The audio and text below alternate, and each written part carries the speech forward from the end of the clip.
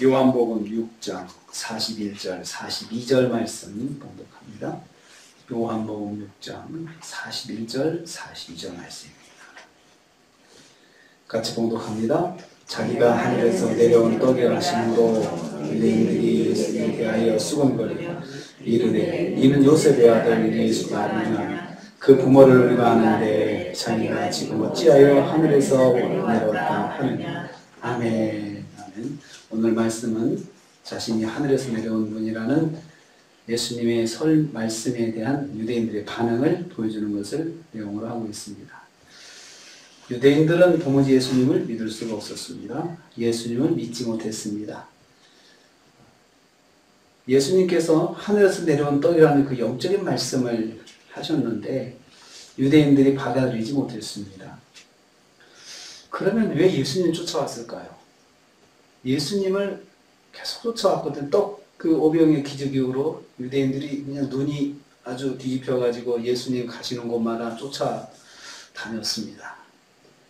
그러면서 예수님께서 지금 이 말씀을 하셨을 때는 정작 반응이 이랬습니다.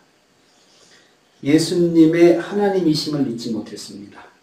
하나님의 아들 독생자이심을 믿지 못했습니다. 그래서 그들이 수군거렸다라고 했습니다. 수군거리다는 말은 불신앙과 불평의 심정으로 여기저기서 중얼거리고 술렁이는 것을 말합니다.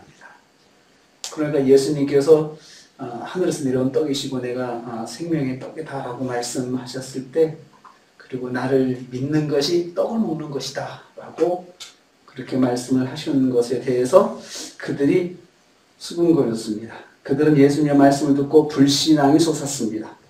믿을 수 없다는 표정으로 불평하기 시작했습니다. 오병이어의 표적과 다른 표적들을 보았지만 그들은 예수님의 말씀대로 믿지 못했습니다. 표적을 통해서 그 속에 담긴 그 영적인 의미를 깨닫지 못한 것이죠. 저는 이걸 보면서 이런 생각이 들었습니다. 믿음은 선물이구나. 아무리 기적을 경험해도 그것을 받아 누리면서도 믿음으로 가는 것은 그 한 끝인데 그게 정말 힘들다는 거죠. 심지어 기도받고 병이 낫고도 믿음으로 가는 사람이 100% 가진 않아요. 보면 나은 건 나은 것이고 또 믿음은 믿음이더라고요. 보니까. 그래서 기적을 통해서 예수님 믿을 것이다 라고 생각하면 오산입니다. 그래서 저 사람에게 기적이 나타나야 하나님 믿을 텐데 그것보다도 하나님께서 믿음을 선물로 주시기를 기도하는 것이 더 저는 현실적이라고 생각을 합니다.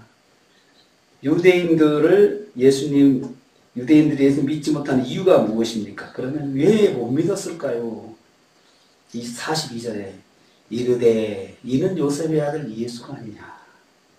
유대인들은 예수님을 자기 동네에서 보았던 요셉의 아들 예수로만 생각했던 것입니다. 자기들의 생각과 기대와 욕구의 틀에 예수님을 가두었습니다. 예수님은 자기 동네 사람이고 그런데 기적을 베푸는 것은 정말 놀라운 랍비인 것은 사실이에요. 그래서 그 예수님이 주시는 혜택을 받아 누리고 싶은데 믿을 수는 없는 거예요. 하나님이라는 믿음은 가지를 못하는 것입니다.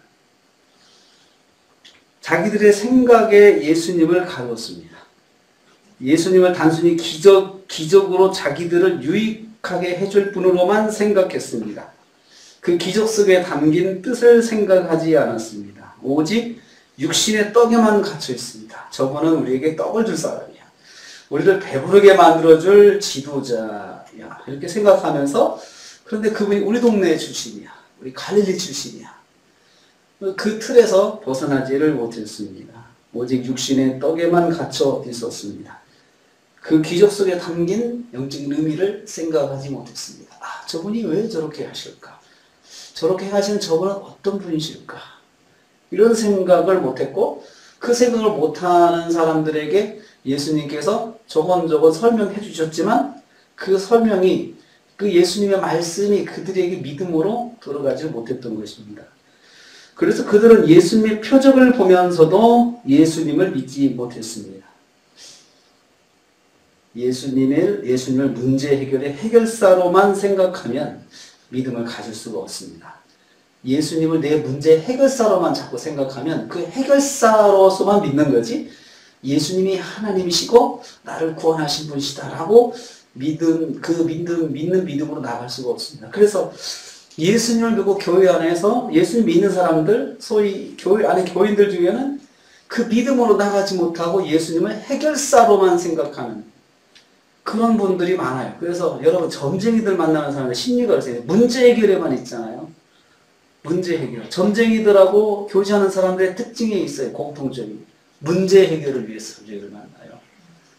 그 점쟁이가 가지고 있는 그 신에, 점쟁이가 소유하는 신에 대한 그 믿음보다도 자기 문제 해결로 그 점쟁이를 찾아갑니다. 그래서 복채도 내고 내가 대가를 지불했잖아요. 그만큼 효과가 나야 그 점쟁이하고 같이 지내는 거죠. 그런데 10년을 같이 지냈어도 문제 한번 터지면 싹 바꿔버립니다. 왜냐하면 그 점쟁이가 믿는 신은 믿음의 대상이 아니고 문제 해결의 대상입니다. 마치 유대인들이 예수님을 생각할 때 믿음의 대상이 아니고 문제 해결의 대상으로만 보는 거예요. 신앙생활도 그럴 수 있다는 것입니다. 세 번째로 예수님을 경험하고 말씀을 들으면서도 믿음을 가질 수가 없어요. 도무지 믿음이 들어가지 못하는 유대인들을 봅니다. 유대인들은 예수님께서 자신을 직접 소개하시고 놀라운 표적을 베풀었음에도 불구하고 믿지 못했습니다.